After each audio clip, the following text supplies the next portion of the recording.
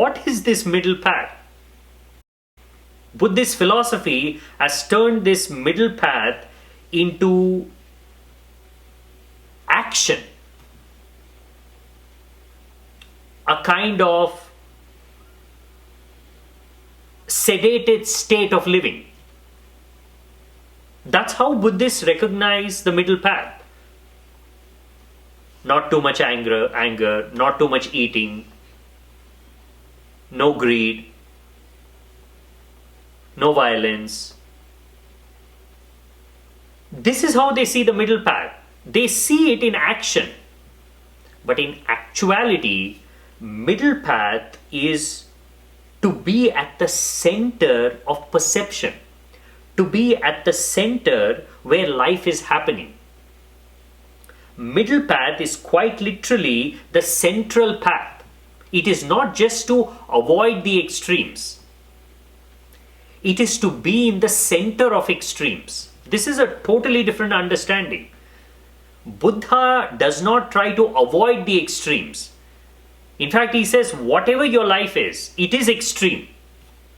Life is never mild, is never gentle.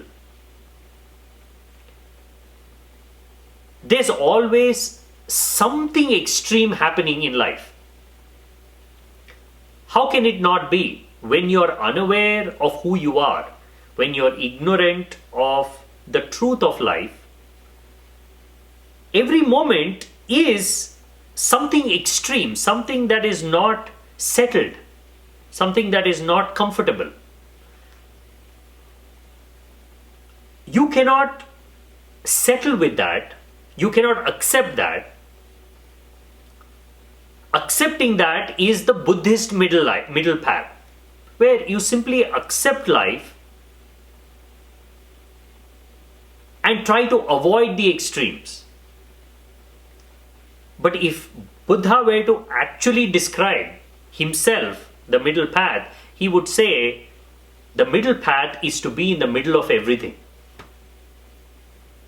The middle path is to be at the center of all happenings.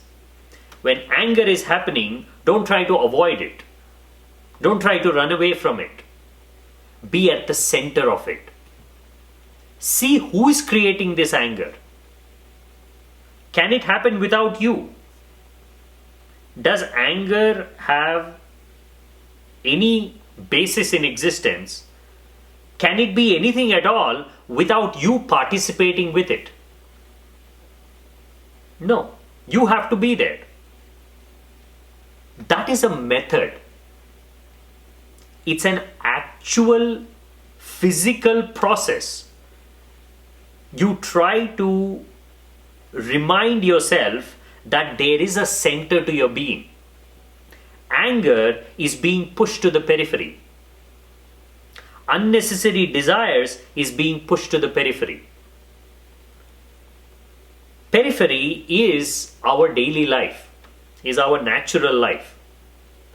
Middle path is to say, I want to be in the center. I don't want to be in the corner. I don't want to be in the periphery. I want to see the process, what's happening. In a way, what you're saying is, I want to be very close to the mirror. I want to actually try and perceive this mirror that is perceiving everything. I want to see why anger is being reflected in this mirror. I want to see why fear is being reflected in this mirror. Because without the reflection, there is no perception. There can be anger, there can be fear, there can be loneliness, but without someone watching it and recognizing it as anger, as fear, they simply exist. And something that exists without you knowing, it's as good as it doesn't exist. There are so many things that are there you're not bothered about because it is not happening to you. Things disturb you when they happen to you. That means there is a way to solve this. At least it's clear I have to be perceiving something for that something to be happening. Anger is not an existential phenomenon. Fear is not an existential phenomenon. Thinking is not an existential phenomenon. It is my phenomenon. It is my habit. It is my life. It is my conditioning. It is my unconsciousness. It has nothing to do with life. It has nothing to do with existence. It has nothing to do with reality. If my thoughts are my own creation, are my own reflections, then the entire world that I'm perceiving is simply a projection of my thought. I don't even know what the world is. I am simply stuck in my dream. I want a way out. Only when I can step out of this dream, I can see what reality is. I can see what the actual world is. I am unable to see it. It's here. The actual world is not somewhere else. It is here. How do I know it? Because it's actual, it's real, it has to be everywhere. But why am I unable to see it? Because there are too many things being reflected in this mirror. Every moment, hundreds of things are bombarding on the screen of my consciousness, captivating my attention, holding me prisoner to their movement, to their activities. That is why I cannot simply sit and close my eyes and watch the pure consciousness. Because the moment I sit, I'm simply watching a hectic activity. Now, how do I move away from this activity? How do I find a way out? Once in a while, someone finds an actual way and starts talking about it. A Buddha does, a Jesus does, a Muhammad does. Rest of the time, all our stories are fictitious, imaginary.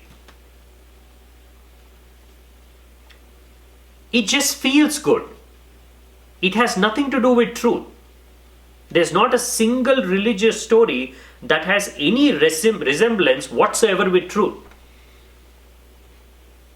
It uses very similar words. The motive is the same. Liberation, freedom, getting to that place of perfection. But the way this story is narrated, the way it's interpreted, it's totally fictitious, totally imaginary. Why? Because the one who is narrating this story, the one who is interpreting this story, has not been through the discipline of understanding this perception of life. There is no such thing as accidental enlightenment. You can easily, safely, completely ignore someone's claim of accidental enlightenment. Buddha did it through a method, an intellectual process. He watched what was happening. And every time he was getting lost in the mind, he wanted to pull himself back. It took him 6 years. Finally, he figured it out. It happened to Jesus with the help of the Nazarenes, those who had walked that path before him, who were there to guide him, who knew what to do, what not to do. But when we think about these stories, we leave out this most important part, the discipline, the routine. When you take away the discipline, when you take away the routine, then enlightenment seems like something that can just happen suddenly. Realization, just happens. No, it never just happens. There's always an underlying structure. And the structure is always extraordinarily simple. A routine of doing nothing. If you can develop a routine of doing nothing, you will become enlightened. That is the law of nature. Enlightenment is not a mystical experience. It is not a divine experience. It is not a religious experience. It is an existential experience. The problem that you are trying to solve is something very real. Every moment you are wanting to perceive something. You have to get to the bottom of why do you want to perceive anything at all? Why can't you simply sit and not think about the body? Not think about what you want, what you don't want, including enlightenment, including wanting to meditate. Why can't you simply be without wanting to be? Getting to the bottom of this problem is moving towards enlightenment. All other things are simply social, contextual, religious, and depending on where you are, depending on how the story is remembered, it takes on different human colors. Because the human history has been a passing through deep ignorance, lack of knowledge, lack of information. Most of these stories have been remembered as religious stories.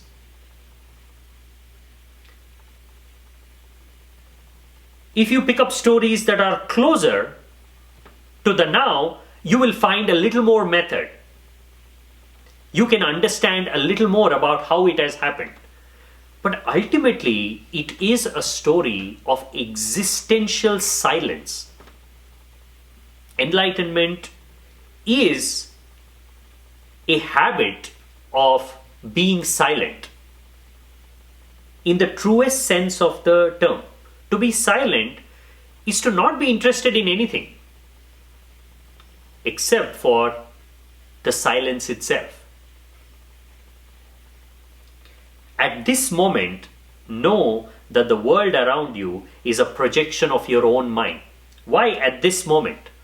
Because you cannot realize this in the tomorrow. You cannot solve this problem later. At this moment. Every time you try to solve this problem, you have to start from here, at this moment, at this moment. When you try to do this tomorrow, again you have to do it at this moment. Because at this moment is the only reality. Everything else is imaginary. At this moment, know that the world around you is a projection of your own mind.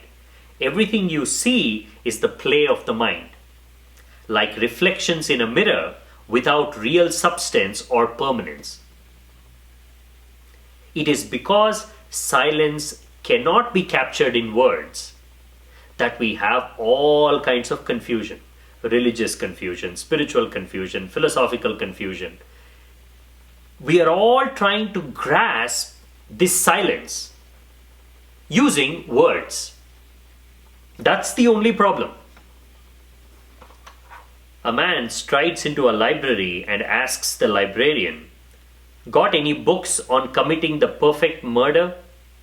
The librarian arches an eyebrow and responds, "You won't find anything like that here. Maybe try gardening books instead." Unfazed, the man asks, "All right, what about books on catching a criminal?" The librarian, now curious, directs him to the criminal investigation section. While perusing, the man stumbles upon a book titled The Art of the Perfect Crime. But to his surprise, it's completely blank inside.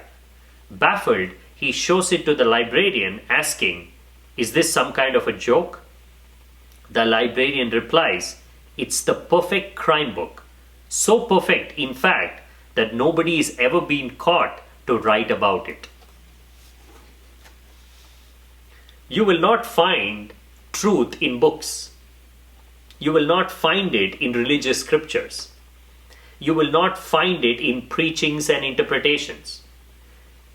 Because it is the most perfect thing. So perfect that it can never be spoken about. It can never be captured in words. What we capture in words is our own experiences, our own interpretation, our own longing, our own pain of not being able to get to it, or our own description of what that feels like. Nobody has ever spoken about the truth, not even the Buddha, because you cannot speak about the truth. That is why the best of teachers are not interested in speaking about the truth. They want to give you a path, a way, a method, a discipline, a process through which you can realize it for yourself.